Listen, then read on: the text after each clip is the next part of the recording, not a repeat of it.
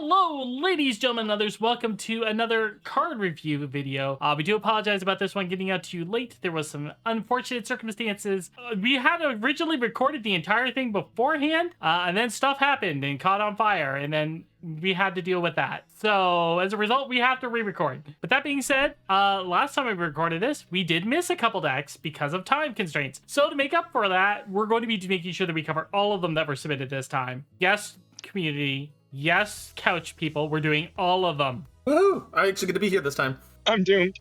Won't be here forever. Forever. The review that never ends. We're gonna change it up a little bit rather than having like all the cards up on screen at once. I'm gonna talk about them and then Nova's gonna throw them up on screen and that you're gonna see like as an example card right here. They're gonna appear like that. I don't know what card Nova picked, but I'm sure it's great. It is definitely not a poop fart mix stanky leg. Poop fart my stinky leg? Man, I heard that card was banned in some circles. Yeah, which is why I didn't use it. Wink. Wink. All right, well, let's start with our first deck of the night. This is the deck by Oris Vale. It's called Blast Drake. So let's have a look at what we got over here, shall we? Yeah? Please. I can't wait any longer. I'm exploding right now.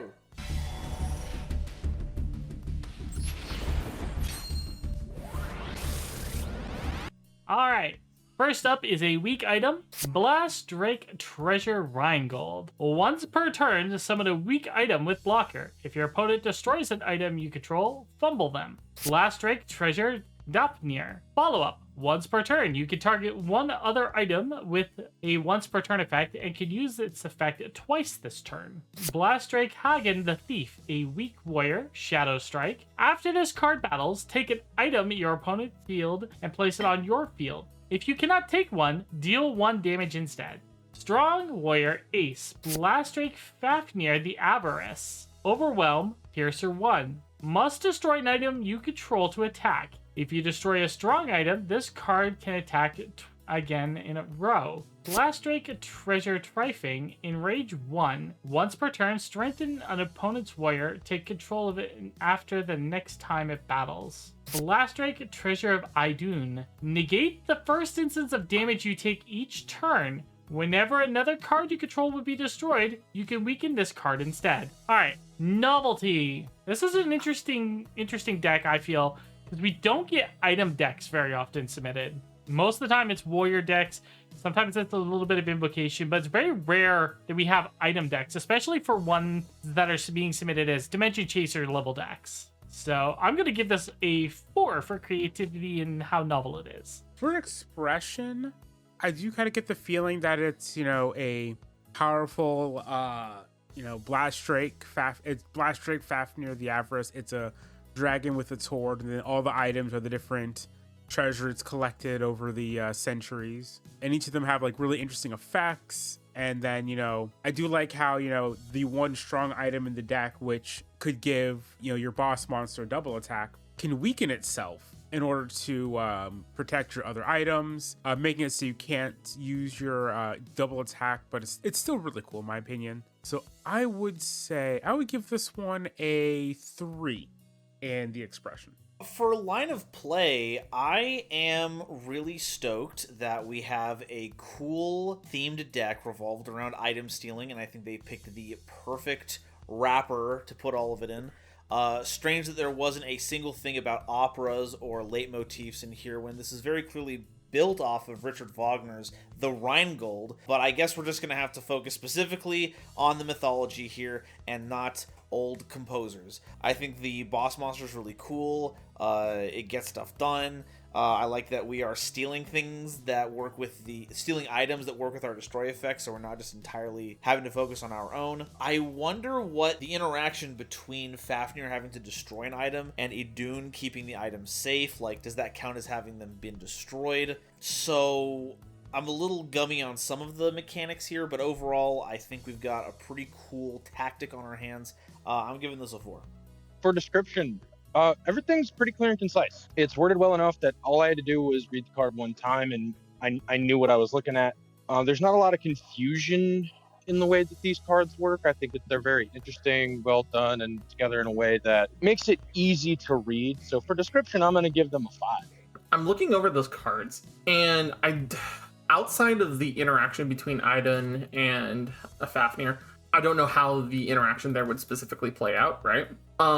This feels like a deck that definitely wants you to both simultaneously sacrifice your own board to feed your big monsters, while also slowly dismantling your opponent's boards with things like the stealing items, dealing damage, or just straight up being a strong piercer with Overwhelm. Like, I think for control of board, it's very, very strong, but I don't think it's to the point where it's too overwhelming, so I'm gonna give it a 4. Okay. So that is a 20 out of 25. That is a solid start to our decks. Nice work, Aura. All right, let's move on to our next deck, shall we?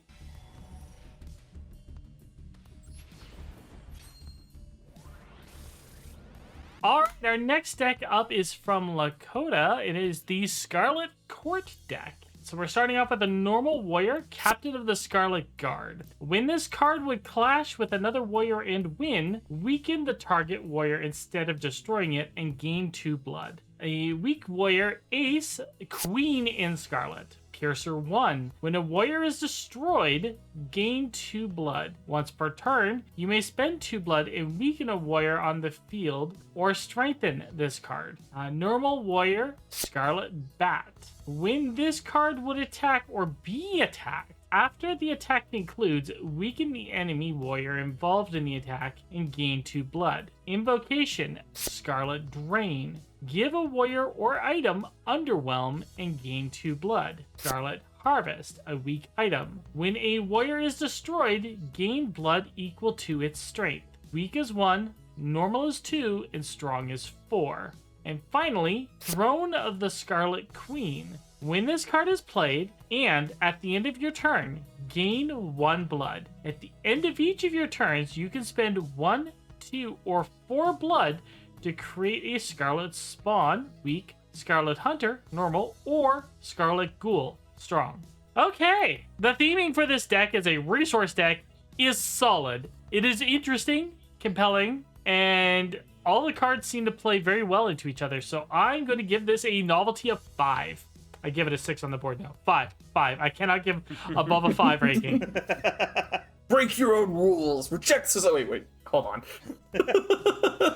Screw the rules. I have red hair. Spoken like true anarchists.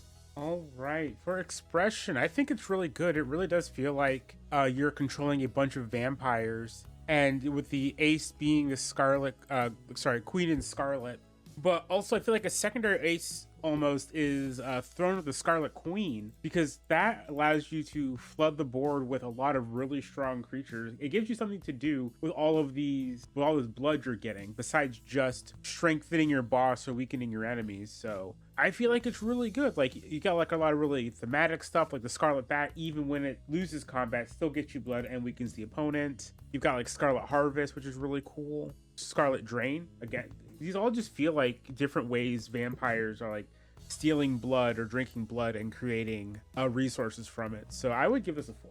The line of play is pretty cool here. There isn't exactly a 1-card combo that gets us to the board that we want to end on, but I have to make sure that I'm not thinking about it that way, because this is not Yu-Gi-Oh! I have to undo all of the poison that's done to my brain. The bane of most resource decks is that they have this cool idea, but they aren't able to generate them efficiently enough. But thankfully, this deck, almost every card does generate blood, so you never feel like... It feels like you're never going to be in a situation where you can't do anything because you don't have any blood. Maybe there'll be situations where you can't do everything, but game design is about interesting choices, so that's not really an issue. I'm giving this a 4. It's got great ways to generate blood, and it's got cool things to do with that blood, so I think you will find yourself in the driver's seat more often than not while playing the Scarlet cards. For the description, again, this is a very well thought out deck when it comes to the description. You really only got to read the card once to kind of understand where it's coming from. For the most part, I think some of the wording in some places, you got to do a double take. You only got to read the card once, but you got to, your eyes will be like, oh, wait, what? So I'm gonna give this a 4 in description, but otherwise a very solid deck, in my opinion. So, kind of looking over this a little bit more analytically, though, I'm going to agree with Blaze. I feel like Throne of the Scarlet Queen could also be marked off as an ace in this deck, because either that or the Queen of Blood the Queen of Scarlet would be very, very strong starter cards for this deck. Scarlet Harvest basically doesn't care how something is destroyed, it just if a warrior is destroyed on either side, you gain blood. So even on a losing clash, such as with Scarlet Bat, you gain blood, and Scarlet Bat being a normal is worth 2 blood, and then gaining 2 blood up. It generates enough resources to establish control with Throne of the Scarlet Queen. And then on top of that, Queen Scarlet has the ability to weaken warriors to help you destroy, make herself stronger. She already has Piercer, which is really good. Captain the Scarlet Guard can basically just turn off an opponent's board if just by encountering with it. Same thing with Scarlet Bat. I think this deck plays a little bit more into its defensive side until you can get the Queen Scarlet online, but it takes control of the board but very, very well. So I'm going to give this one a 4 as well. All right, so we got a total of 21 here. That's a really good showing tonight. So Lakota, thank you very much for that. And let's go ahead and let's open up our next pack, shall we?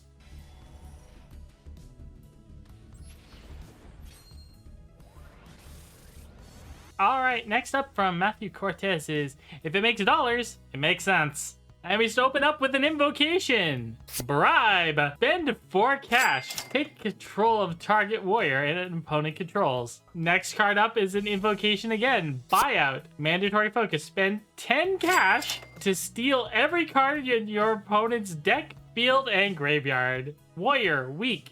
Money launderer. Once per turn, you can steal 1 cash from target opponent. And lastly, a weak warrior and their ace, prestigious CEO and co. Inconspicuous. All warriors your opponent controls have mercenary -1 cash. At the start of each turn, that player gains 3 cash. Novelty? I too enjoy the game of capitalism.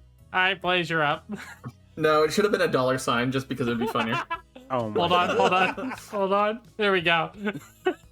Oh my god. Now the rest of your scores are totally going to make it the price tag for this deck. For expression, I really like this deck. You're just supposed to feel like, the CEO, and you're buying, like you're bribing your opponent to take their warriors. You're making it so all of your opponent's warriors your opponent has to spend cash to keep their warriors. I believe that's what mercenary does, right? Yeah.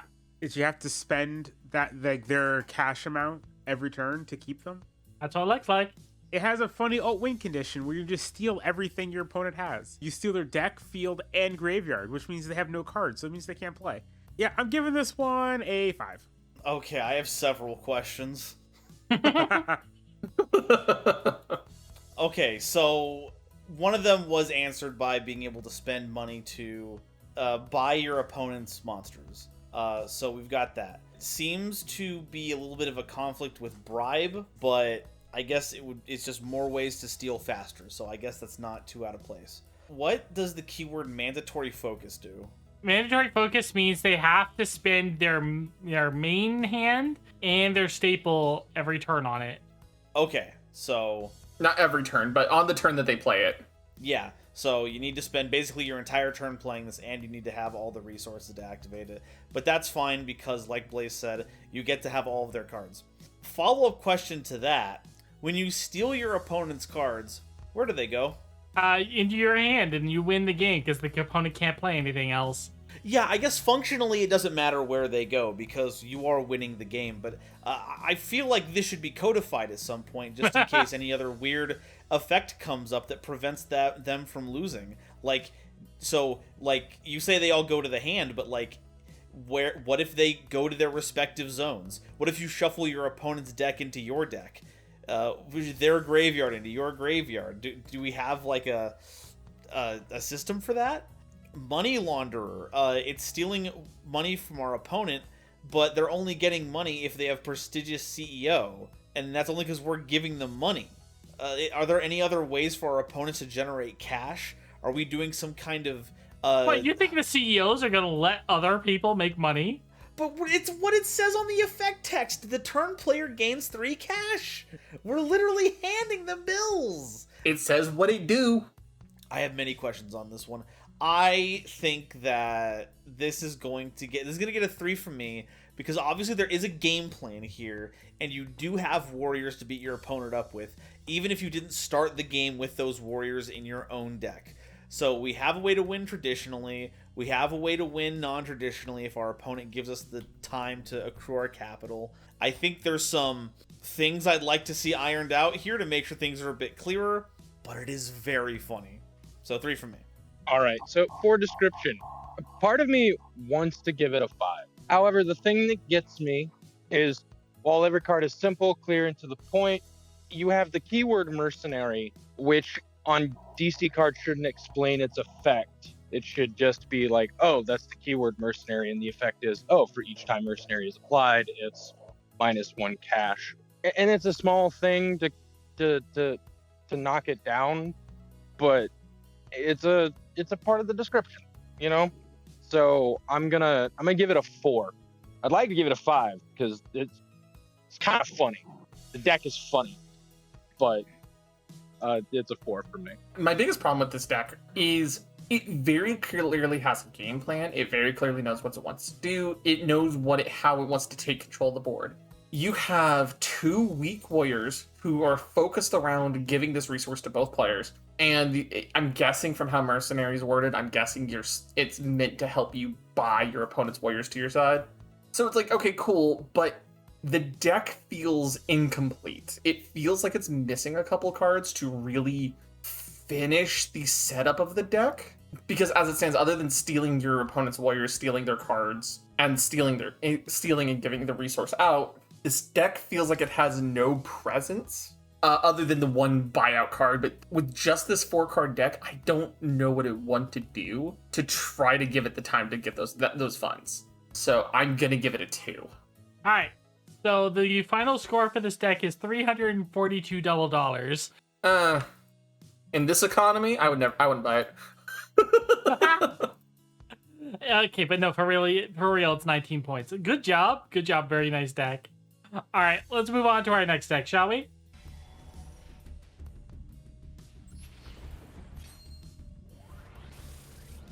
All right, next up from Moto, we've got the Chthon deck. Starting off with an invocation, Machine Dragon style, Vermilion Thunderbolt. Destroy a card in each player's field. Draw a card for each core dragon you destroyed. Core Dragon Gamma, Sniper 1. When this card is destroyed, you can summon a core dragon from your hand. It is a weak warrior. Invocation, Roar that Shakes the Galaxy. Summon Chthon Omega, the Conquered End Times. Fuse it with all court dragons in your graveyard. Core Dragon Beta. Intimidate 1. When this is destroyed, add a core dragon from your deck to your hand. It is a weak warrior. Core Dragon Alpha. Piercer 1. When this is destroyed, add a different core dragon from the graveyard to your hand. It is also a weak warrior. And last but not least, Chthon Omega, the Conquered End Times. It is a ace weak warrior. You can destroy this card at any point to summon all warriors it's fused with and strengthen them. So first off, who liked Chthon near the Mecha Armor Maiden base? I'll give you one guess. I'm just gonna ask this one question. Moto, when did you get Magnet Warrior pilled? I summon Alpha, the Magnet Warrior. This is Dimension Chasers. I summon Alpha, the Core Dragon. Man, Dimension Chasers is just Cyber Dragons plus Magnet Warriors is Love Children suddenly.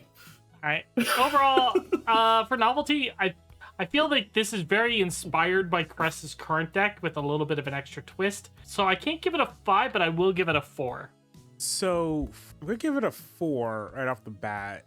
It's really cool. It is a bunch of these mecha, like just mecha suits, like mech suits that fuse together into a giant robot dragon. Like, how is that not really cool? It also kind of plays off, Conquered End Times, kind of playing off all of them being destroyed as like a part of the whole thing. And when it itself is destroyed, it summons all of them back. I just think that seems really cool. Like I said, it's a 4.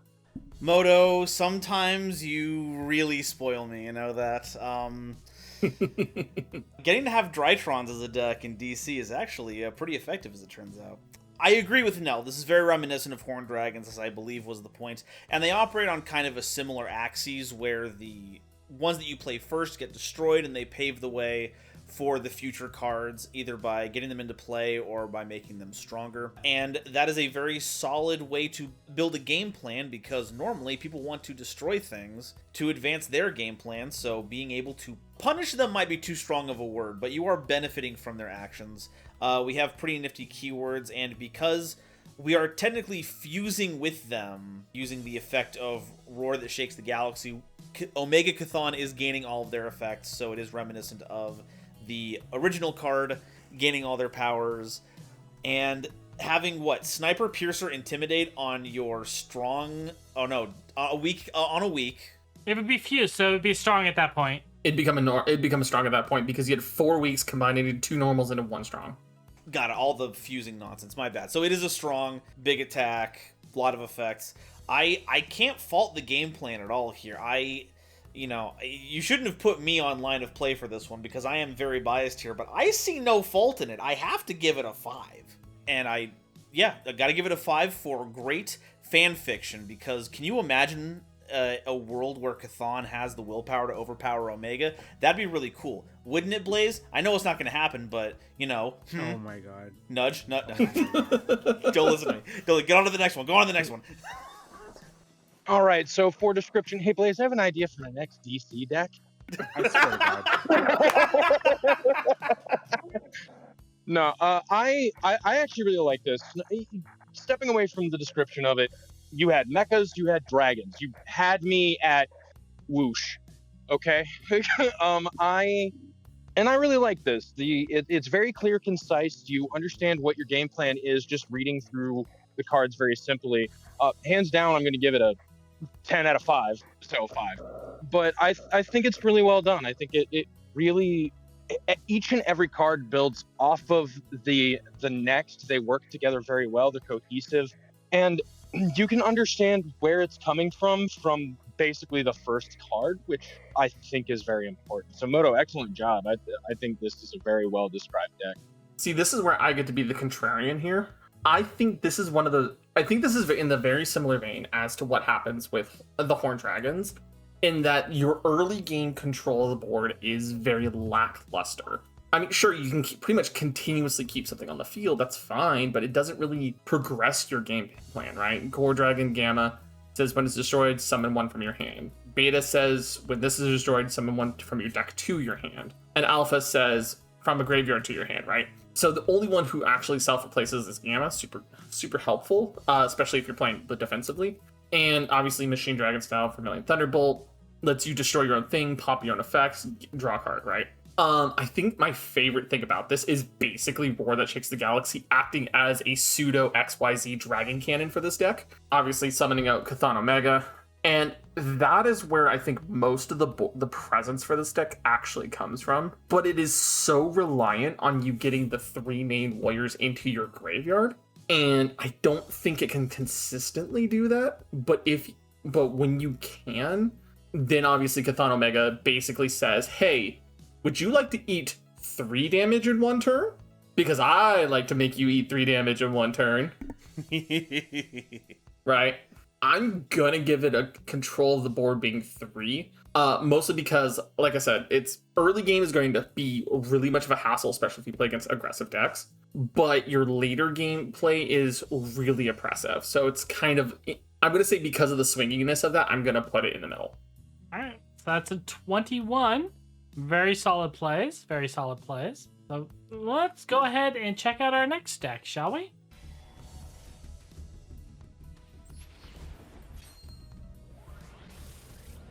Alright, our next booster pack is from Pokemon. It is the Forget deck. I don't know why, but I forgot. Let's take a look. They've got a really cute lore card here, complete with descriptions for their unique keywords. So I'm going to read the keywords. Wait, what? I'm lost. Lost.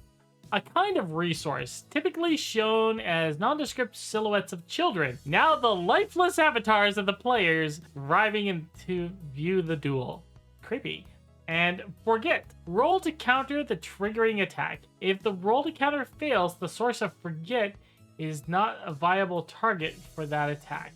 This can be a direct attack if the forget card would otherwise be the only valid warrior on board. In the case of Henshin, you can still be attacked directly as if not henshined.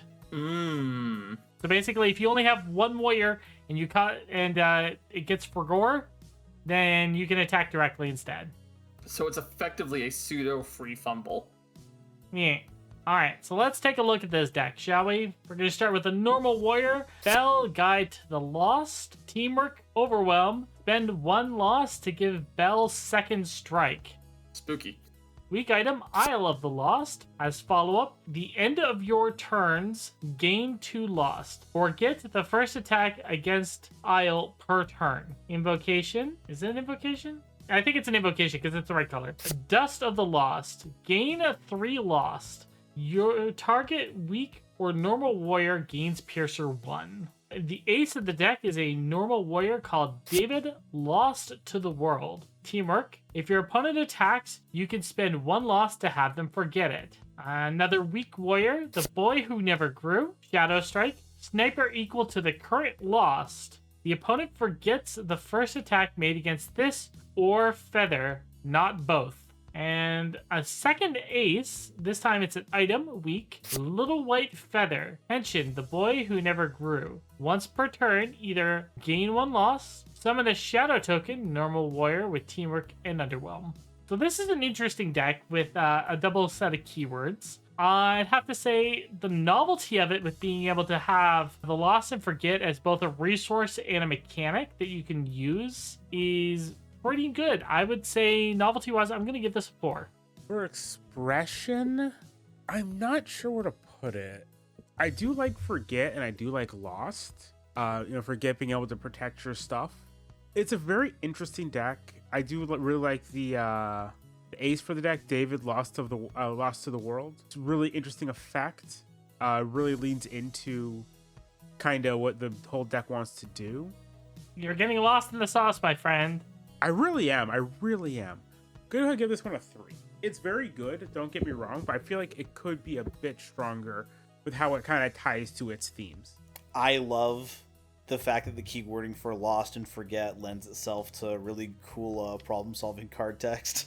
I think it's something that Magic the Gathering does really well with its keywords, where it just kind of worms its way into kind of regular sentences. So I love that. Just wanted to make sure everyone knows this. As for our line of play here, I do dig this idea of having what I'm gathering is a deck that generates tokens and has a lot of teamwork effects to make their attacks better and keeps people off of those by making them forget what their target is. I think that's rad if it does cause games to be either a little grindy and or uninteractive. Not that that has to matter in DC, because you can just perfect draw. You can just find the out for it. It's fine. The scary thing here is that you have a character who has a sniper value equal to a resource that has no upper cap to it, and it has Shadow Strike. So what? If you start your turn with 3 lost, you win most games by summoning the Boy Who Never Grew? Yeah. So, but thankfully, balance is not the thing that I'm grading right now. So this gets a 5 from me. This seems like it works out perfectly well. It knows what it wants to do, and it gets there. It seems pretty efficiently, so high marks from me. All right, folks. You love to see it. It's history repeating. I gotta agree with Nova. It's very well done, right? Very clear and to the point. I love how you use the keywords to initiate into the sentence of how the card works, which makes it read really easy and well. That's fun. I enjoy that. So, like Nova, it's a 5 from me. And that's all I have to say. Also, Peter Pan, mwah, chef's kiss. Also, Henshin, mwah, chef's kiss. I mean, it's not like you're, it's not like I like Henshin or anything. Okay, so thematically, I really love this idea of how the lost and the forget and all of that all works really well. I love the very clear references to the original story, the Little White Bird, and all of the other stories from the Peter Pan like collective. I love a lot of those references. My personal problem is the fact that this is a deck that is grindy, but also explosive at like the worst possible times. Because Little White Feather, obviously Henshin's super cool mechanic, but makes you vulnerable if you're able to get hit, but also lets you generate shadow tokens. Super cool mechanic. The lost resource and having you to forget your attacks is super cool. But at the same time, that slogs everything down into effectively a ton of 50-50s, which can be really detrimental to some games. And then Sniper equal to current lost, the way it interacts with Shadow Strike is basically begging you to one-shot your opponent after you get enough lost. So, does it take control of the board? Yes, and I don't like it. Mechanically, it's a 4. Personally, I think it's a 2. You have to grade it. You have to grade it on how good a control of the board it is, not what's your personal opinion. Like I said, personal opinion is a 2, but mechanically it's a 4. All right. That's another 21 on the board. Crazy night tonight. Lots of 21s across the board here, I'm seeing. Some real bangers this evening. I mean, there have been good decks being given out. That's a good deck, Mayor Man. No, not this. Dr. Wowie, do you have any good upgrades for my deck? Don't make me talk like I'm in a Mega Man 8 dub. Don't you do that to me. All right. Let's open up our next pack here.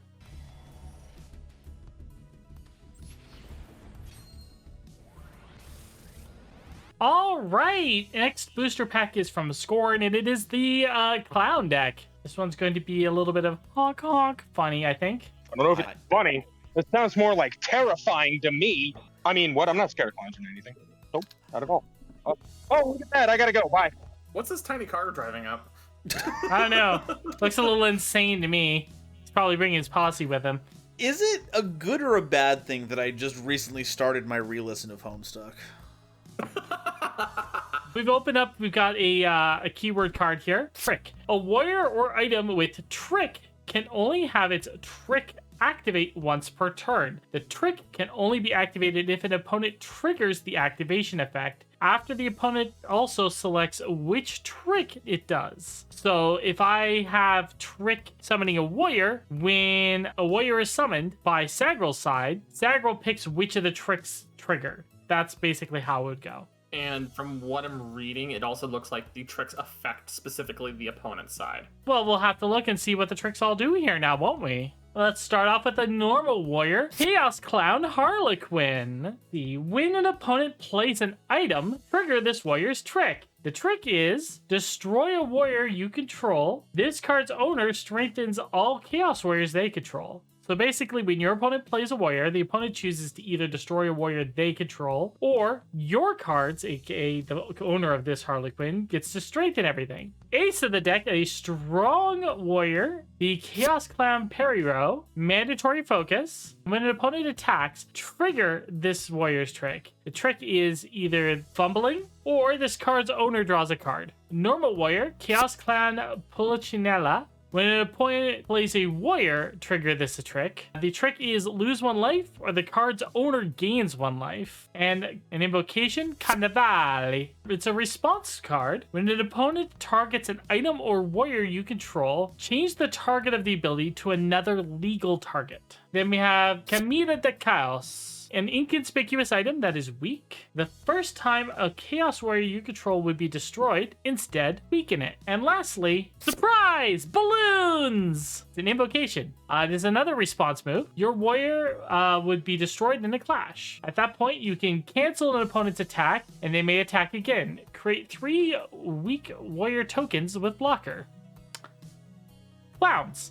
And the trick mechanic is really interesting. I have to say, I like the idea of your opponent gets to pick something, but it's either the opponent picks a negative on themselves or a positive for you. So I, as a novelty, like this. I am going to give it a 5. The Blaze, I have a new idea for this deck. Yeah, this is a great idea for a deck. I already have a similar one, so I can't use this one, honestly. Yes, I haven't found it yet. All right. So the Chaos Clowns are really interesting. I just love the idea. It's there, these evil chaotic clowns that are causing just like these tricks that are they're just just chaotic little things. Like either something really bad's gonna happen or something else really bad's gonna happen. I'm gonna give this one a 4. Okay, so we're introducing probably one of the funnest mechanics in any card game that is also the most difficult to balance for, making your opponent choose between stuff. It's a difficult tightrope to walk on. Is that anything? So the thing about that is, if your opponent has enough wherewithal, they can basically choose the outcome that's best for them. I think a good example is Chaos Clown Harlequin, where it triggers on a warrior, where an item is played, but the punishment is destroying a warrior. So if you sequence things correctly, Harlequin doesn't hurt you. So that's can be a detriment. Some of these, though, aren't quite so easily bypassed. Pulcinella, I think, is a great example of that here, because life is super important in DC. It's probably even more important than card draw. So having one that either forces you to lose it or your opponent to gain it is huge. And there's not really a way to get around that. That being said, there isn't really a way to push for lethal outside of just triggering, triggering Harlequin enough times to make your people strong enough to run over the opponent. But it does have some good defensive options here to make sure that you're around long enough. Having a target redirection is very funny, and then having magical hats as a response card is also pretty tricky. I think I've talked myself into a 3 here. Okay, for the description, first off, Scorn, buddy, I love your cards. I do, truly. They're great, but I also hate you. Why would you do this to me? Clowns? For real, man! Anyways, joking aside, I think they're very well put together. The descriptions are very clear. I hate your naming conventions because I can't pronounce half the words, but it's fine. It's cool. Actually, about that, there's a little general info. I saw the card. I saw it. I read it. But point is, there was a little trip up in one of the cards, which is Surprise Balloons. Respond. Your warrior would be destroyed in a clash. Is a little confusing to me. I would have put an if there, but that's just a small grammatical thing. And I know a lot of problem-solving card text removes the need for grammar, but it's a thing for me. Other than that, because of how well it's put together, how it flows from one card into the next, and I think that they're very well written, I'm going to give you a very high 4. Okay, so I'm just in order for my thoughts right now. First off, incredible choice of Magic the Gathering art. Good job on crediting all the artists. Fuck yeah. Secondly, this is a deck where sequencing is going to be important, because the fact is you have to have a better idea of what your opponent's going to be playing and how they play around it. Such as Harlequin is very good if you know your opponent plays a lot of items, right? Piero, most decks in Dimension Chasers want to attack. It's always going to trigger. Pulcinella is going to have the life manipulation is very powerful. Charivari, as a response move, is kind of nutty because it just says another legal target. That could be their own board.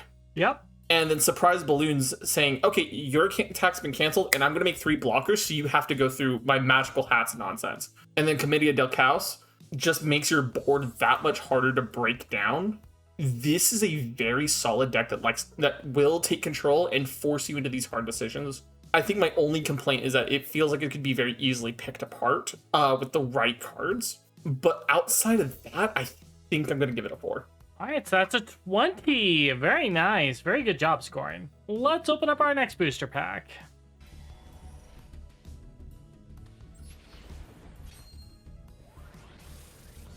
Our next deck up here is submitted by Admiral Blues. It is the bargaining deck. So let's go ahead and have a look at this. I will say that one of the cards in this deck went over the character count. I'm going to ask that, remember everyone, to keep it under the character count going forward. We're going to make a special exception this time. However, if there are cards over next time, we will be disqualifying the deck and won't be reviewing it. Okay? Cool. All right. Time for reading this card. We start off with the normal warrior, Demonic Butler, as blocker and contender. And when this card enters a clash, you may bargain. The bargaining choice is weaken a warrior you control and strengthen this card until the end of turn. Basically, bargain lets you do something extra to benefit yourself at a cost. We've got a normal item, Golden Butterfly Flight. Once per turn, create 2 weak warriors. You can bargain to overwork your staple invocation next turn and create 2 normal warriors instead. Golden Witch Beatrice. This is the card that did go a bit over in text. It is the weak ace, inconspicuous. Once per turn, on your turn, you may bargain. Sacrifice a warrior besides Beatrice on your side of the field to summon a strengthened copy of that warrior on your field. When a bargain is made while this card is on the field, grant Beatrice Sniper 1 for the rest of the game with a max of Sniper 3. When Beatrice is sent to the graveyard, return this card to your hand instead. Invocation, Gouge and Kill. Target warrior you control may attack directly this turn. Bargain, pay 1 life, then grant all warriors you control Sniper 1 until the end of turn. Normal item, Stakes of the 7 Deadly Sins. Once per turn, destroy a warrior on the opponent's side of the field. When this card's effect triggers, you may bargain, sacrifice a warrior on your side of the field. You may destroy any card on the field instead. Weak warrior, Worthy Sacrifice. Once per turn, when this warrior is sacrificed for a bargain, create a strong warrior with Piercer 1. Alright, so looking over this deck, it is definitely a paying cost to get some benefits, and it seems like the goal is to get Beatrice up as strong as possible with those sniper stacks, then have her gore the opponent for the win. Not unlike a deck we saw earlier. With that being said, then, for novelty, considering we saw something similar to that before, I'm going to give it a 3. The reason I'm not giving it lower is because of the fact that it's got its own little mechanic with the bargaining. All right. For expression, unfortunately, I'm not seeing a strong identity. I am kind of getting like a Faustian bargain kind of vibe from it. You've got the witch, you've got the demonic butler, kind of stuff like that. I don't feel like there's a really strong identity to kind of the theming of the deck. So it's kind of hard for it then to, be given high marks there. So I'm going to have to give it a 2. So I agree that getting Beatrice up to maximum stacks does seem like the big play here, especially since Gouge and Kill is a free way to let Beatrice attack directly. And in most games, 3 life is going to just knock them out of the game. So having multiple ways to trigger bargain is pretty good, and thankfully we have some crazy cards that allow that to happen. Golden Butterfly Flight gives you normal warriors that help pressure the opponent. I am lucky that I'm still reviewing this because as a Yu-Gi-Oh player, I saw a card with Sins in the title and didn't just pass out from value. But Stakes of the 7 Deadly Sins literally just says, get rid of a monster every turn for no consequence. You only bargain to be able to hit things that aren't warriors, which is outrageous, I think. Worthy Sacrifice means that you can do bargaining without losing board presence because you have a big guy. That also helps you push in for damage. I think the only big thing here that is lacking is that we lack a lot of blockers, but thank goodness Demonic Butler here wins almost every battle that it's in because of it. I'm finding a hard time finding a fault in this deck. Almost every card feels independently powerful while still having some tethering to the core bargaining mechanics. So I think it's 4 just because it's not a there's not like an it factor in here. I kind of agree that there isn't like a thing that ties it all together super strongly, but it's a strong 4. All right. So for description, I think the cards are pretty clear and concise. Decent, they're well written enough. I understand them moving through them. I think the Beatrice one a little long-winded, and the fact that it goes over the cap is also a little bit of a mark there. But I mean, description-wise, the deck's there. I agree with Nova, but also from a standpoint of like the writing of the naming conventions of the deck, that like they're loosely associated, but it doesn't feel like together.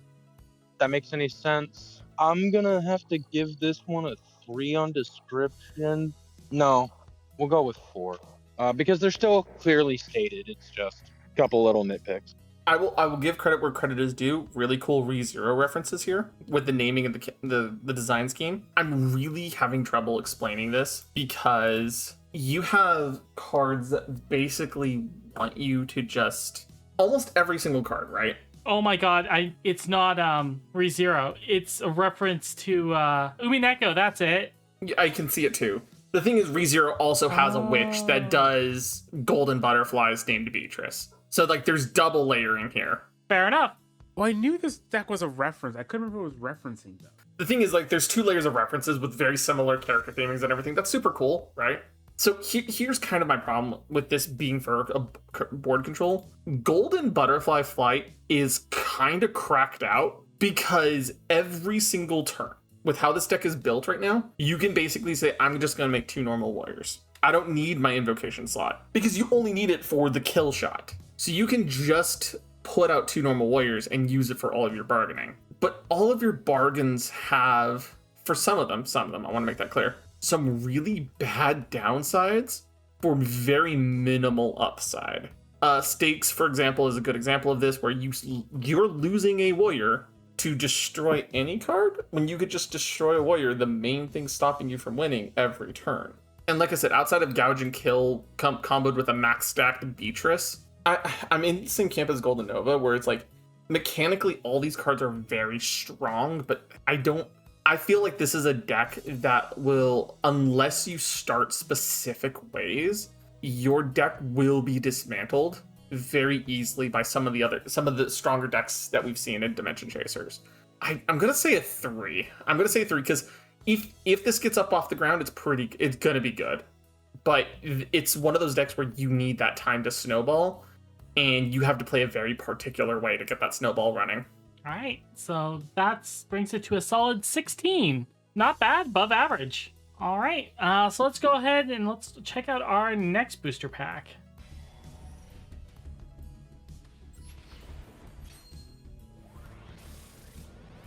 All right, so next up we got our booster deck from Deus Verve, the Abyssum deck, and this has a new keyword, the flip keyword. Turn a face-up card face down until the start of your next turn. You're being the player who activated the effect, regardless of the card's owner. While a card is flipped face down, this card is treated as if it's on the field, but is neither a warrior nor item. Flipped cards cannot be interacted with unless an effect specifically flips the card face up again. Alright, so first up we have a normal warrior, Abyssum Asphodel Shalom. When this card turns face up, each opponent loses 1 life. At the end of your turn, flip this card.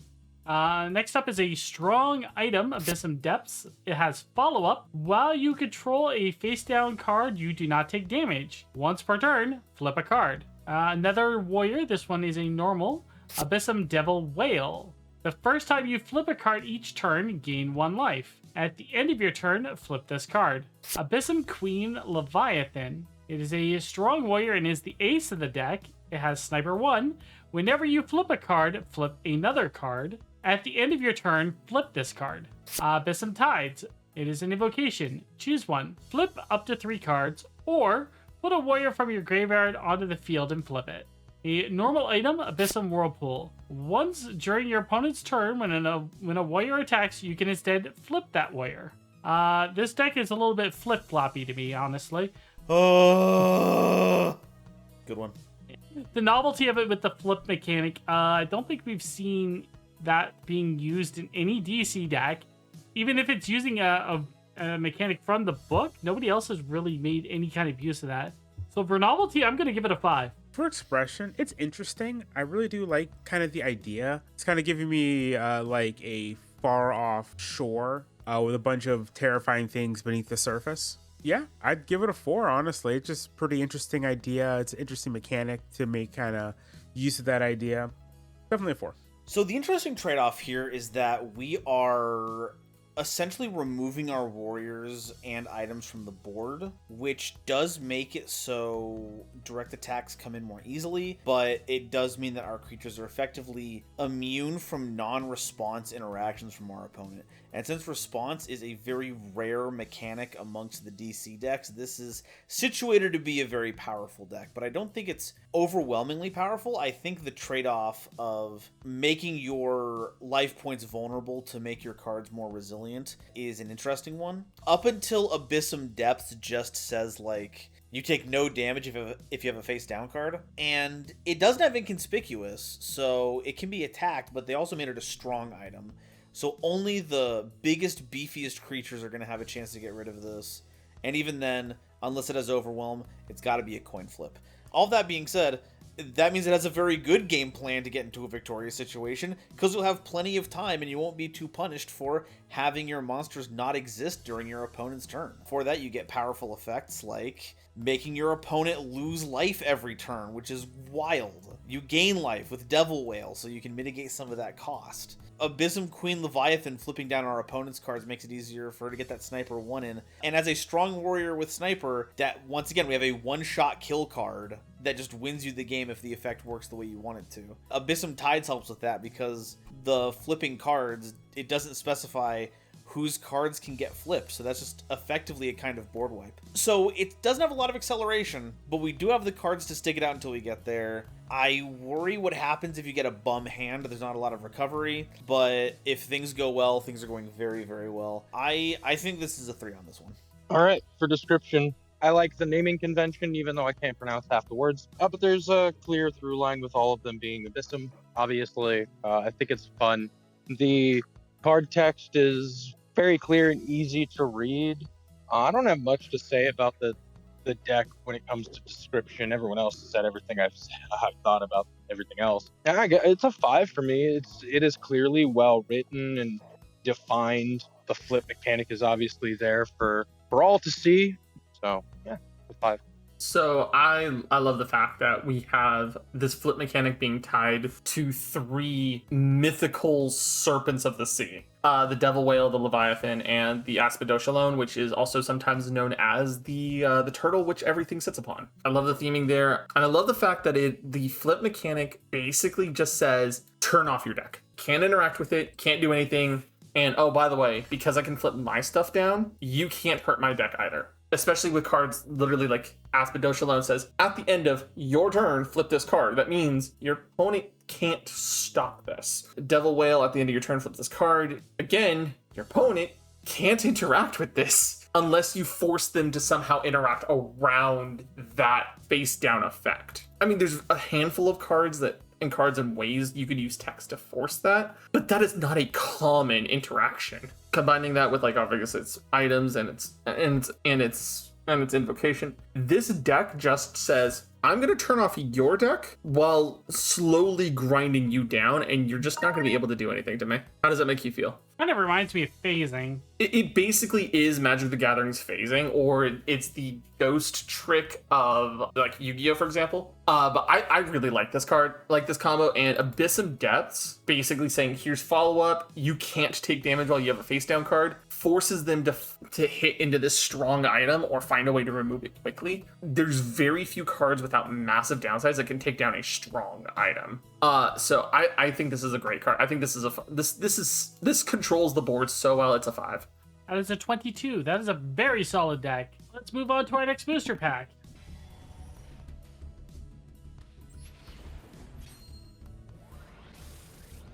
All right, the next deck up here is Ergonomic Q's PCWF deck. Last time we had this, we had a wrestling themed deck, and now we got another wrestling themed deck, complete with a Rules Helper card. Title Belt. If there is not a Title Belt token in play, place one onto a warrior control. They are the champ. You can use this card as a token. Whenever the champ loses a clash, give the token to a warrior who won.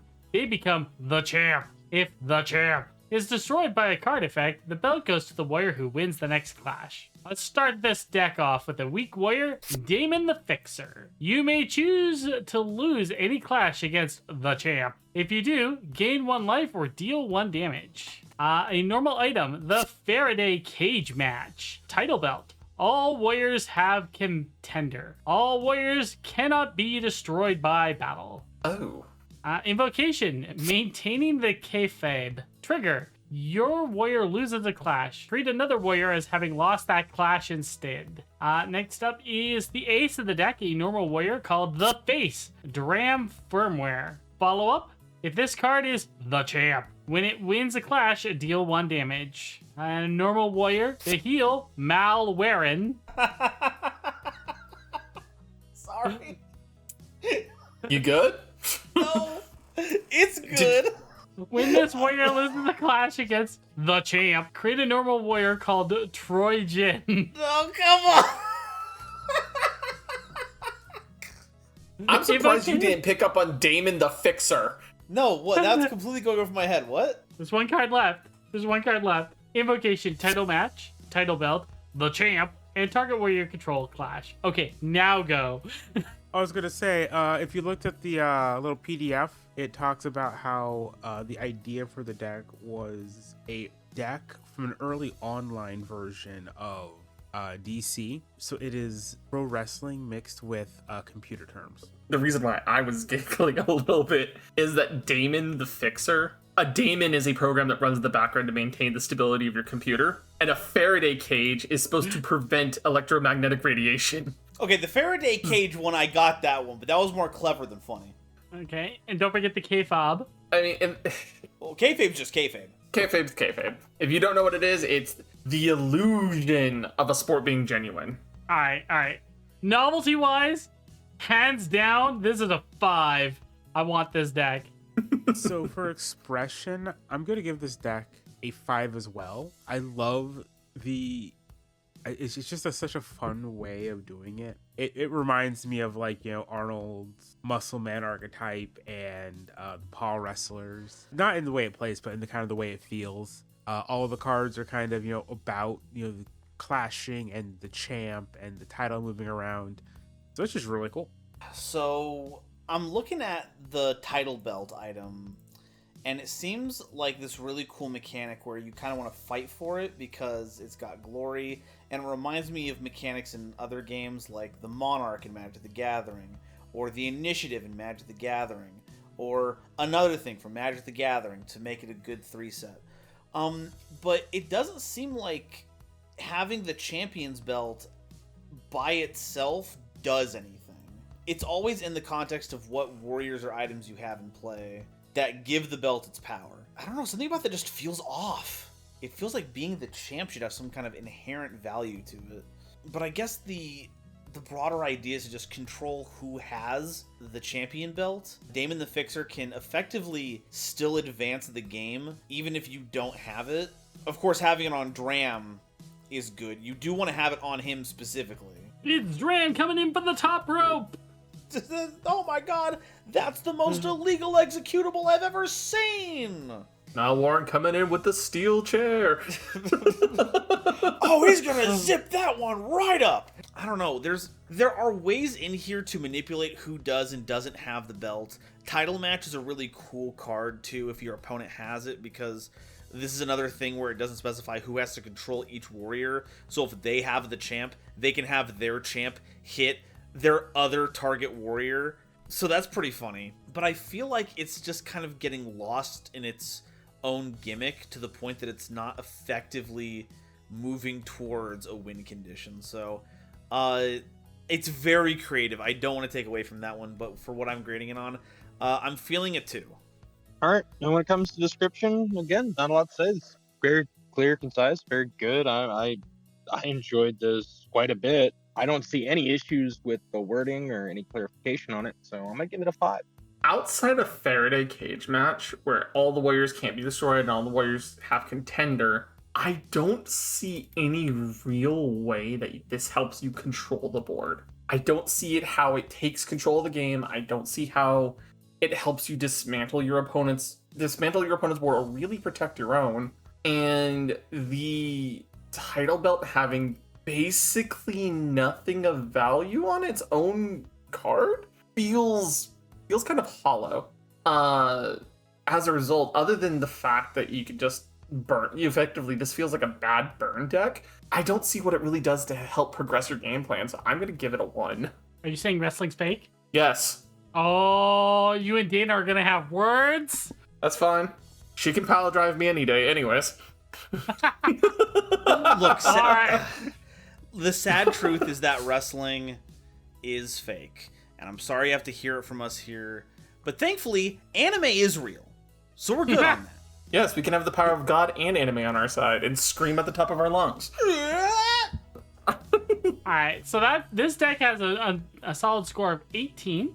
Very nice, very nice. All right, so let's go ahead and let's open up our next booster.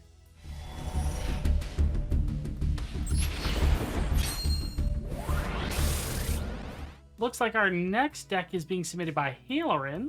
It is the Cursed deck. This deck is kind of a little bit cursed, I hear. So it's got its own custom keyword, Cursed. When this card is played and at the start of your turn, roll 1d6 and add that many curse counters to any card on the field. This roll is affected by any effect that modifies dice rolls. So we're all set. Let's take a look at this deck, shall we? Alright, we're opening up with the ace item. It is the Accursed board game. Put that thing back where it came from, or so help me. It is indestructible, but also cursed. Move all counters here. If this card has 30 plus curse counters on it, you win. Doomed Dice, a normal item. Cursed. When Cursed is activated by any card, roll twice. Invocation. Draw the corrupt card. Add one card from any graveyard, then Cursed. Odds, opponent loses 1 life. Evens, you gain 1 life. Strong Warrior is the next item. It is a living playing piece. This item is also cursed. Invocation, play the game. Play 1 cursed item from your hand, deck or grave, and then activate Cursed. And finally, a warrior, normal, to end this up. It is Trapped Souls. Cursed. When a warrior is sent to the graveyard, activate Cursed. So, I think this deck might be a little bit cursed. I don't know. Novelty-wise, it's an interesting resource deck. Just basically getting a whole bunch of curse counters and then throwing them onto the ace item and just winning that way. And there doesn't seem to be a way to spend or remove those, so they just accumulate. So with that being said, I'm going to give it a 3 for originality, because the novelty of it is something we've already seen before in like the money decks and stuff like that. All right, and for expression, I'm gonna say it's a 3. It's an interesting idea, and the whole cursed accumulating on the cursed board is pretty cool. But I do wish there was other ways to use the curse. Maybe there are maybe it's like a 2-part deck. Part of it is building up the curse, and then part of it are like the cursed things. The deck is maybe like the tiger or stuff like that. So I'm gonna give it a 3. Okay, so we are dealing with reverse venom counters. Interesting stuff here. With requiring 30 curse counters, basing it off of a d6 means that we're roughly getting, if we're going off averages, it's 3.5 curse counters every time Cursed is activated. We have, what is it? 1, 2, 3, 4, 5. We have about 6 cards in total, but that's if you see all of them over the course of a single game. If you only see like 4 of them, you have to activate them like at least up to 3 times to get the total number you need to win the game. So that's gonna be a lot. Doomed Dice seems like a really great way to effectively cut that in half, but I'm actually confused as to how this is supposed to resolve. Does it mean roll twice and then add those results together, or does it mean roll twice and take the more favorable result? Who knows? That being said, we have a Strong Warrior, which can help keep our life points safe for a while. Trapped Soul gets to double dip if our opponent gets rid of it, so they might randomly just defeat themselves by generating enough curse counters. Play the Game is huge because it's Monster Reborn and another trigger, which is huge. I just think that it needs a little more to pivot to a standard game plan in case our auto win doesn't work out. So I think it's a 3. I like where we're going with this, and I think we have a good infrastructure here, but I think we could push it a bit more to be effective. So with description, I didn't see any issues with anything that was written. I do love the fact that Jumanji is on everything. I just find it funny that the last one with the trapped souls from the Yu-Gi-Oh cards. I thought that was neat. Overall, it's not bad. I see where it's going. I feel like some of it could have had a little bit more. I'm gonna give it a 4. I can't see it being lower, or I can't see it being higher. So this feels like a really cool deck. It feels like a really cool deck that's just under par, because it clearly has references to Jumanji. It has clearly reference to Zathura. It has the Yu-Gi-Oh! Trap Soul stuff going on. The problem I see is that this deck is an all or nothing deck. Either you get your pieces onto the field very reliably, very consistently, and every single curse trigger is doubled and nothing bad ever happens and you win the game. But that's effectively hoping for solitaire to happen. Outside of that, like the only card that I see that gives you any level of like board control is Living Playing Piece, and even then, it's effectively a vanilla strong. At the end of the day, I have to give this a 1 because as much as I like what it wants to do and the win con it has, this does not establish a controlling board state in any way, shape, or form. So I guess you could say that control the board wise, it's rather cursed. No, you're not getting any more groans out of it. This is the third time. Curses. Okay, there we go. We've solved it, actually. Good job. There we go. Fixed. Saved. Anyways. So yeah, that's a solid 14. I think that is our average score, isn't it? 14? About. So let's go ahead and open up our next booster pack, shall we?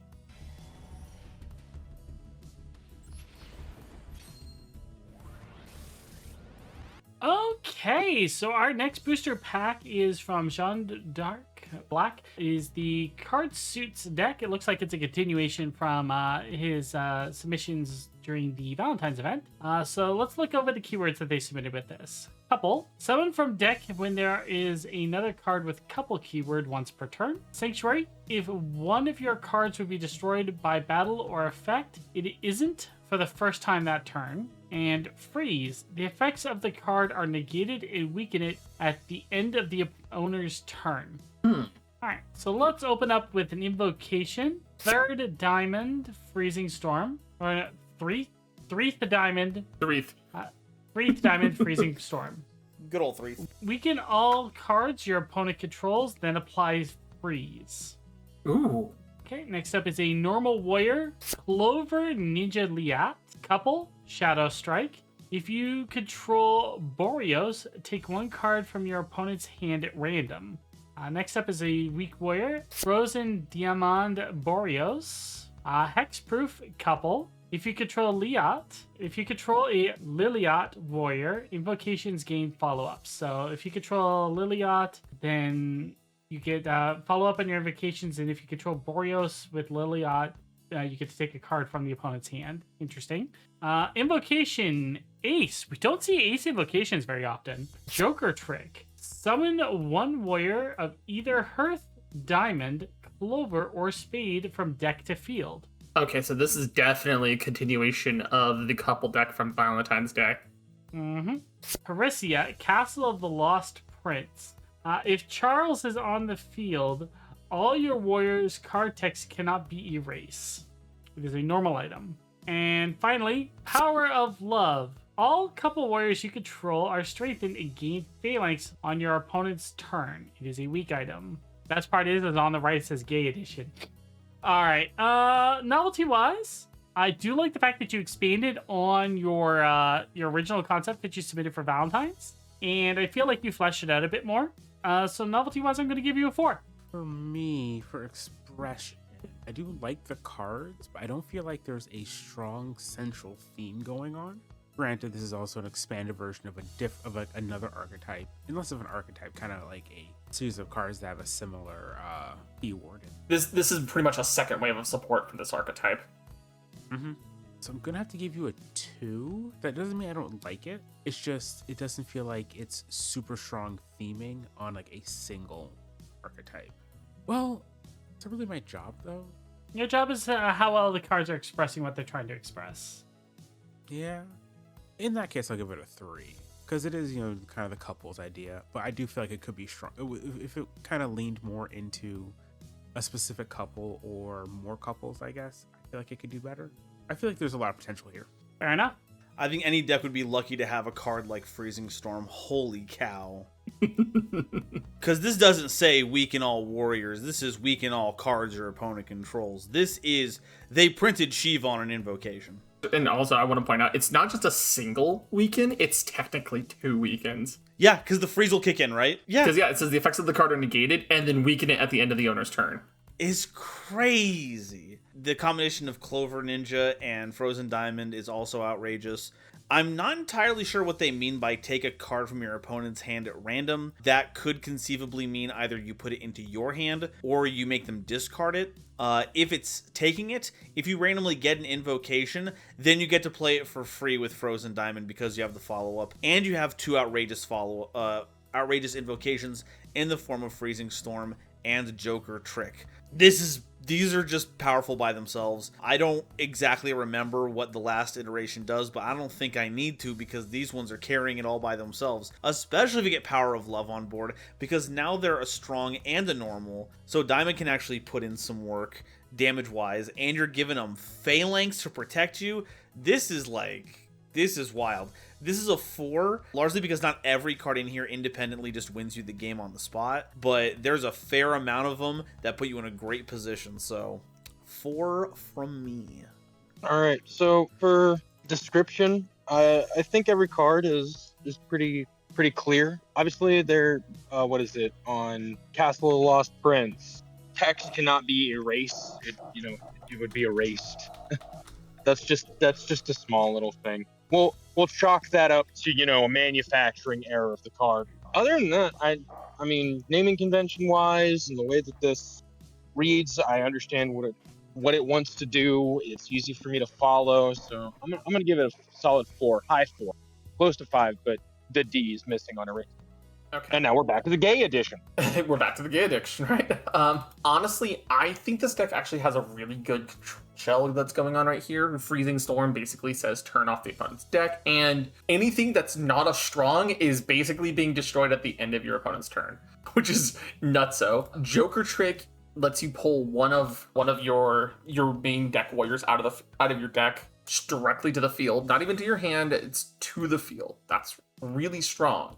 And if you have it summoned with couple for the turn, for example, you immediately get to summon with couple. That's really strong. So if you want to rip something from the opponent's hand and then make all your invocations have follow-up at the same time, you could just go, cool, I'm going to Joker Trick out Frozen Diamond, and then I'm going to couple out Lilat. That's really strong because they're both normal warriors. Oh, sorry, one's normal, one's weak, but Hexproof and Shadow Strike as a combo is really nice. Parisa, Castle of the Lost Prince. I love the fact that it referenced Heart Angel Charles and subsequently Spade Dancer Julian? I think so. I'm remembering the cards because those cards and the Lorelei Gabriel. I love the fact that it's referencing the older deck that you've made and made it very clear this is an expansion of that archetype. My only sadness is that you didn't update Charles or Gabriel to put in this deck to then cooperate with Lilat or Boreas. I think that's one of my sadness here. Because you reference Charles here, but Charles isn't here to be referenced, if that makes sense. And then Power of Love is just a very, very good card because you can, with the combination of Joker Trick, the couple keyword, and this, you can just strengthen your own cards and then Phalanx on your opponent's turn, meaning, let's see, Lilat becomes a strong that can then Phalanx with a normal Frozen Diamond Boreas, and then you can just Freezing Storm on top of that. Like, this deck has bits and pieces and tiny little knobs. And with this deck by itself, you have a dead card in it. I'm going to say this. By itself, this deck has a dead card. I'm going to rate it a 3. If I was to expand it to include the previous entries, this is a cohesive deck and I love it. All right, so that is a solid 18. Very good showing tonight. Very good showing. Let's check out our next booster pack.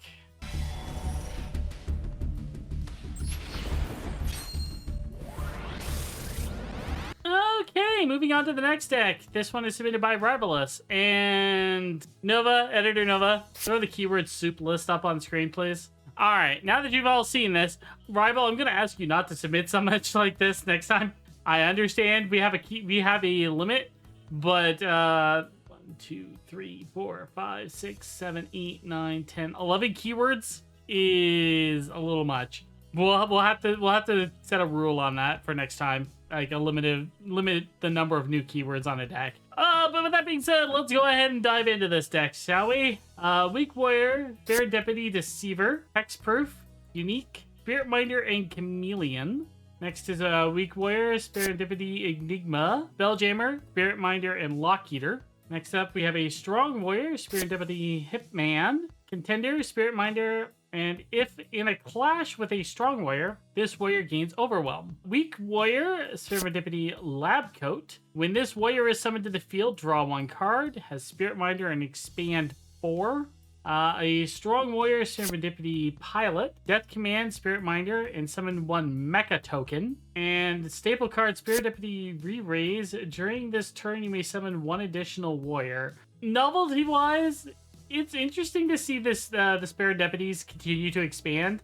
However, I still don't see a lot of cohesion design-wise between the decks, except for the Spirit Minder effect on most of these ones. I'm going to give this one probably a 3, I feel.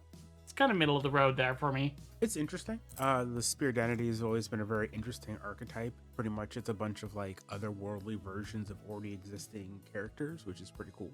Give it a 2. Reason being, I don't feel a strong through line the entire. Like, I don't feel like I'm getting these characters as characters, but I'm not getting the story that connects them. You know what I mean? I can get that. The idea of having a bunch of otherworldly, like, alternate versions of otherworldly characters is almost too broad of a conceit to actually tie a theme together. It feels like just a whole bunch of what ifs thrown into a blender at the moment. But if you gave some meat to the kind of the concept with like maybe a invocation that kind of expands the lore, or an item that expands the lore, which I believe those do exist in other batches of Spirit Identity cards, to be fair. But I feel like, again, my whole thing, part of the reason why I'll sometimes give a low score is I see a lot of potential, and I feel like it can easily reach that with a little bit more added to it. So I'm going to go ahead and give this one a 2. A lot of potential, but it's not quite. So in terms of line of play, I think one thing that is consistent across most games is that specialization equals strength. If you try to do everything, you're going to, in a balanced system, walk away with something that doesn't do enough to get you to a win condition, or at the very least is outpaced by another deck that could do it better. And I'm seeing a lot of that design here. All of the warriors that we have here benefit from each other's presence by giving them a cool new keyword, but the keywords themselves do random stuff. Deceiver is probably one of the strongest because of the chameleon effect to mimic something, but then on the other end of the spectrum you have Enigma, whose big bonus is getting you life when it destroys items in battle, but it is a weak card in and of itself, so it's not something you can rely on to get that consistently. So there's not a game plan with the Spirit Identities that I feel is strong enough to overwhelm a deck with an actual game plan going on with it. So I'm also giving this a 2. I feel like the goal here is to create a deck where you can make card versions of your favorite characters from other properties, but as a mechanical unit, they just don't mesh well. It might be better if I knew more about what a mecha token is, but we don't have that in the keyword list here as far as I can tell. So I don't know if it adds anything to our deck's offensive pressure. 2 from me.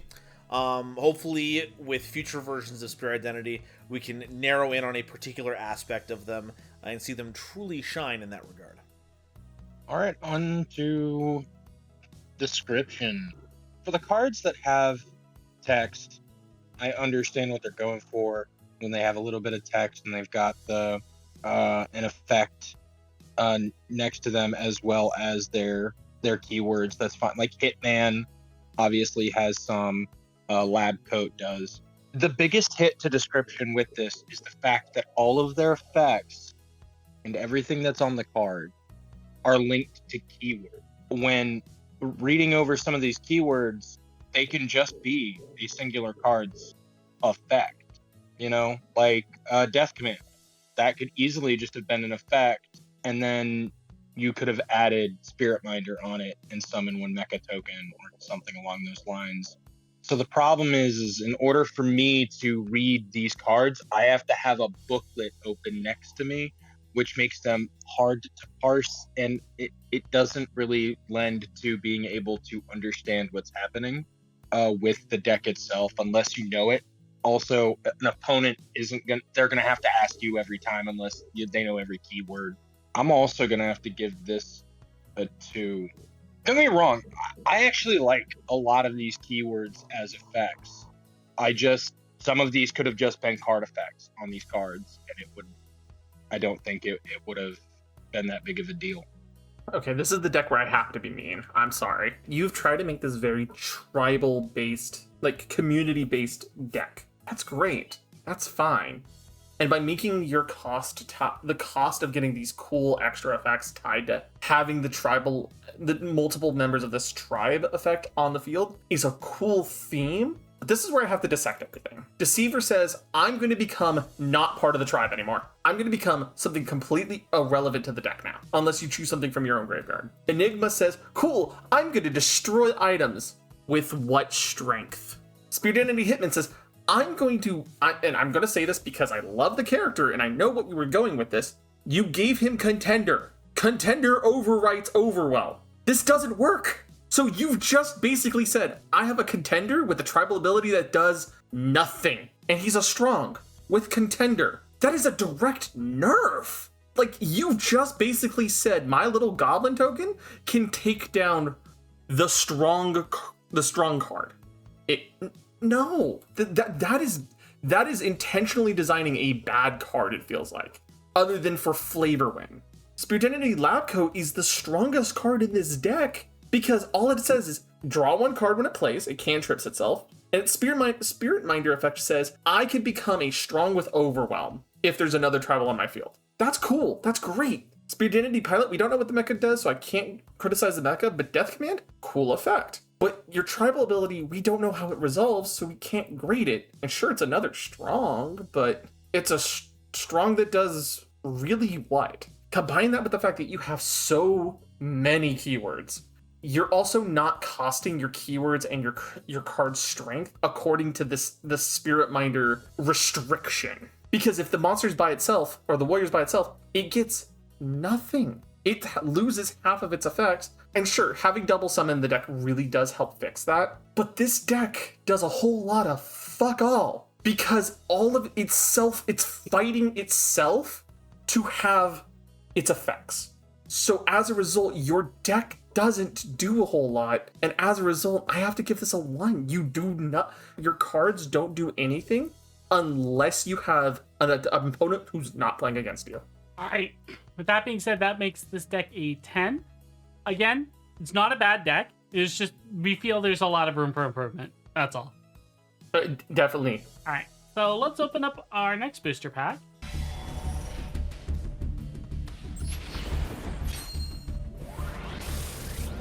All right. Next up, from our amazing Saber Altar, we have the monster deck. Get your weapons and hunting horns ready, everybody. I call the Charger Blade. No, damn it! Darn it! Fine. It's all good. I have my sword and shield. All right. So let's bring up the keyword card that Saber has made right here, and then we'll dive into the deck. Start with a normal warrior, Jungle Apex Anjanath. Has Apex.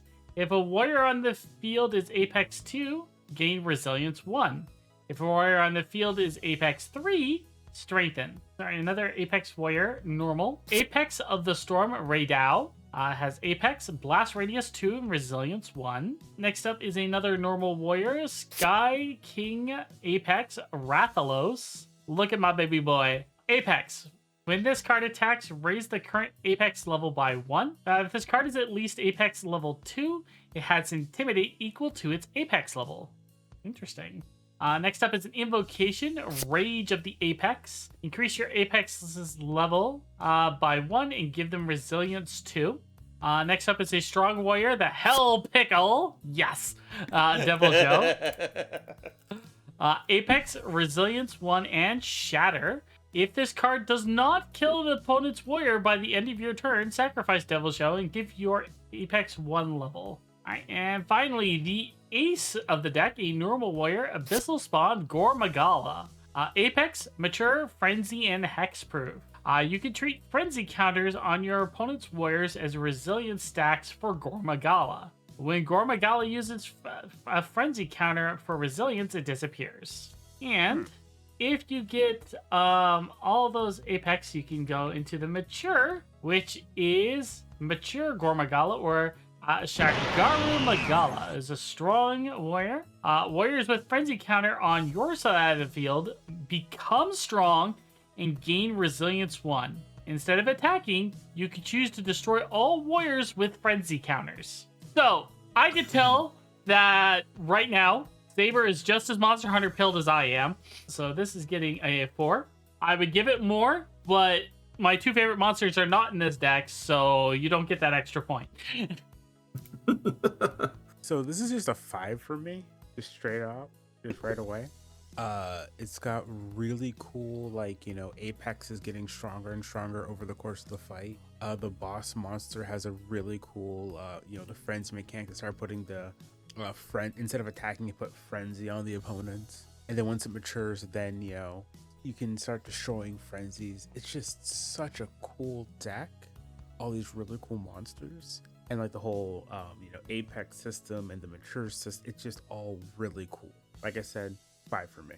Folks, if there's one kind of deck that I just can't help but love, it's one that has just a bunch of big, dumb idiots in it that punch for damage. And this is that deck to a T. They've got huge creatures. The more times you trigger Apex, the more keywords that it gets. Eventually, it goes up to teamwork, so you have a gaggle of monsters coming together. You have an evolving monster mechanic. You have Brachydios on a card. Guild Marm would be proud. I hate that I can only judge on a single category here because I love everything about this. It does have the trademark Saber, I would say, over-design when it comes to the mechanics. But I think that, as opposed to the previous times I've seen their work, these ones have been reined down a bit more, is a bit easier to parse, and has a clear focus on what it's trying to accomplish, both mechanically and thematically. It lacks a way to play not like a big stupid guys deck, which of course I say stupid affectionately. So I think it's a 4, but it's a strong 4. It's a 4 without, it's as high as it's going to go without it just being completely busted, though the cards are ridiculously strong. You love it. It's back again. I gotta agree with Nova on the 4. Hey. Look, you've never seen me and Nova in the same room. Anyway. That's true. But, wait a second. I agree. I think that something I love about these, particularly from Saber, is that they're far more condensed than the other ones that we've gotten from Saber. They're clearer, easier to read, and even the new keywords are very succinct and to the point. I think that it's very well done, but with it having that little bit of over design, I can see people looking at this deck and having a harder time parsing the real game plan from it, especially when almost all the monsters are Apex and they're all strong. So while there's one considered an ace, a lot of these don't feel too dissimilar from an ace, which kind of hurts it when it comes to to play for a lot of it, in my opinion, when it comes to the description of it. But like I said, it's a good solid 4, a high 4. We're getting there, Saber. We can't keep getting away with this. Okay, so I'm going to preface this. This is very much a 5 on the score, right? The Apex keyword is very strong. Most warriors in the deck are normal, except for like Devil Joe and the evolution Shagaru Magala, which all is a pretty good baseline to have because it is stronger than most things you'll encounter, but not top tier without you playing into the mechanic of your deck, which you want to, but only one monster can be the Apex, and then it will gain that Apex level. So you really can't have all of your warriors gaining Apex at once, which is really good. Frenzy is a super cool mechanic. Mature, I love the iteration on the evolution mechanic going on. The free frenzy based board wipe is super powerful, and the fact that you can use it to keep your ace alive is even scarier. And most of this deck is just I want to be the exalted one, and if I'm not, I'm going to make you suffer for it. And I think it's really an oppressive deck without having to have a lot of extra little tricks or combos up its sleeve. All right, so that is a 22. I think that's our highest of the night so far, isn't it? I think we've had a 23. Okay.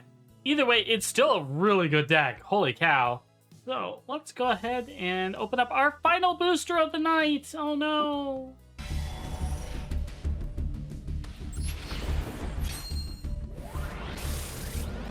Okay, on to our final deck of the night. This one is submitted by Ultra, the Duke of Cringe. This is the Spirits deck. So we're going to start off with an item with a questionable strength rating. Dimensional Spirits. It's redacted. Actualize. This card's strength and effects become the same as the card it is equipped to. Now, how does Actualize work? Well, items with this are also treated as warriors when they're played. So let's take a look at the rest of this deck, shall we? Invocation, Spirit's Call. Summon one Apprentice Mage token, a normal warrior, and follow-up. Then we have a couple of items here to go with this deck. First is the weak item, Flame Spirits, Salamander, Inconspicuous, Actualize. Both this card and the warrior this card is equipped to gain teamwork. Next up is another weak item, and is the ace of the deck, Light Spirit Lu. Actualize. Strengthen this card and the card it is equipped to for every spirit you control. Next up is a normal item, Earth Spirit Golem. Blocker, Actualize. When equipped, the warrior this card is equipped to gain Underwhelm. And lastly, we have a strong item, Shadow Spirit Death. Underwhelm. Actualize. Both this card and the warrior this card is equipped to gain Sniper. So once again, we have an interesting item deck. So we opened with an item deck and we're closing with an item deck. So I'm going to say, given the look at this one, it is very much like you want to equip everything onto one card, with the exception of throwing the Underwhelm on your opponent's card. So, novelty-wise, I'm going to give it a 4. I feel like it's a very good novel deck. Again, we haven't seen a lot of item use decks in DC, so overall, I think it's a good idea. All right, so I'm a little biased towards this deck. It is based off of Skull the Hero Slayer. It is a really fun but brutally difficult at times action roguelike. I remember, I think one of the few runs I won, I think had a spirit build. So I used like all these items, and they're really good and they're really fun. And pretty much, you get them and they all summon a little spirit that helps you attack and stuff like that. And like the more you have, they can like combine into these really powerful ones. So I'm gonna give this one I'm gonna give it a 4. I feel like you could have given slightly stronger or slightly more interesting effects to the spirits that kind of give them a bit more I don't know. I haven't played Skull in a long time, so I'm not sure how well they transferred over the effects. So I'm gonna stick with my 4, but this is very cool and I really like it. All right, this one's a thinker. So all of this is under the assumption that these are also treated as Yu-Gi-Oh style equip spells. So they are monsters still, but if you get rid of the monster that they're equipped to, you're also getting rid of this. So it's all of the dangers of playing equip spells, with the slight benefit that they get to stick around as monsters, but your opponent gets double value out of any removal that can hit the equipped monsters. So that's an intriguing situation for it to be under. It feels like this should be tied in with another archetype as well. A daisy chain of spirits equipping onto other spirits, equipping onto other actualized spirits. Sounds really fun until you pull out one Jenga tile and the entire thing falls over. You can also equip them to your opponent's monsters, which is really cool, but you presumably have to get rid of that monster at some point to hit your opponent's life points. So it's a cool way to kind of get a clone creature out. But it's not going to last for long. But I think that's good. It kind of gives it a bit of a downside for such a powerful effect. I'd like to see how they operate in tandem with another archetype. By themselves, I think this is a 3, because I think they have such a strong utility to them, but they need another theme to latch on to really work out. If we ever get this in an actual game of DC and we get to see a double battle and one person is using spirits, that would probably be one of the coolest episodes out there. So onto the description, I don't really see a problem with them for the most part, except for, once again, it's a grammar thing with Earth Spirit's Golem. right? While equipped the warrior, this card is equipped to gain underwhelm. It's a little bit repetitive, and you heard Nell do it, you heard me do it, right? You kind of do a double take, but it's still clear enough that I'm not gonna mark it super low. And I do enjoy how this deck plays and the effects and everything, the naming convention. So I'm gonna give it a 4. To me, this feels like a support or like a second, something that you blend into another deck, because this feels thematic. Like if I'm to talk like an actual like playstyle, you would take like Lou and then equip Lou with Dimensional Spirit Redacted to just get the most powerful setup out of these 5 cards, 6 cards, right? And it would be fine, right? But this definitely feels like a archetype that is meant to complement something else. It's like the Primite to Blue Eyes, the Fiendsmith to like Evil Twin. It feels like there could be more to this archetype, but outside of daisy chaining everything together, I don't think this does what you'd want to take over a board. Actually, you know what's really funny? I think this would work really well with almost any deck that we've seen today and be successful. I'll give it a 3 considering it on its own. I'm going to give it a 3. Okay. So that being said, that's an 18. Very nice, solid finish. Overall, I'd say this was a fantastic thing. We had a fantastic showing of decks here tonight. We do apologize that this got out late. We'll make sure to have the new entries coming up very soon. So please look forward to that coming up towards the about the time that this video comes up, if not the evening that this video does release. So let's go ahead and we're going to go through the outro here. So don't forget to like, share, subscribe, ring the notification bell if you enjoyed the content we had here, so you don't miss an upload every single time I release. And if you enjoy the content that we do and would like to support us further, don't forget to check out the Patreon. Link is down in the description down below. We have different tiers that might suit your needs. We have everything from the $1 general support all the way up to our $200 Grandmasters tier. Thank you very much, Moto, for being that. And in addition, if you want to join the community so you can stay up to speed at lightning fast pace, we have an official Discord also down in the description. You can join there, and usually one of us is hanging out there fairly regularly, so you can always chat up, and we'll always be looking around, lurking, getting ready for that. And that's how you can stay in touch with the community as quickly as possible, so you can stay up to date with like schedules, streams, and other general content that we'll be working on, including playtests for some of our other stuff, including Dragon Ball, which we've been doing some playtesting on the Discord. So if you want to get in on stuff like that, that's the place you want to be. With that being said, thank you everybody for watching this video, and I want to thank my couch cast here for joining for this review. I'm giving you all a 5 for your novelty, 5 for your expression, 5 for your live and play, 5 for your descriptions, and for control of board you all have a 1. Too bad. You suck. I'm out. No. Bye, everyone. Just kidding. You guys are all amazing. Thank you so much. Bye-bye. Bye-bye. Bye. Bye, buddy.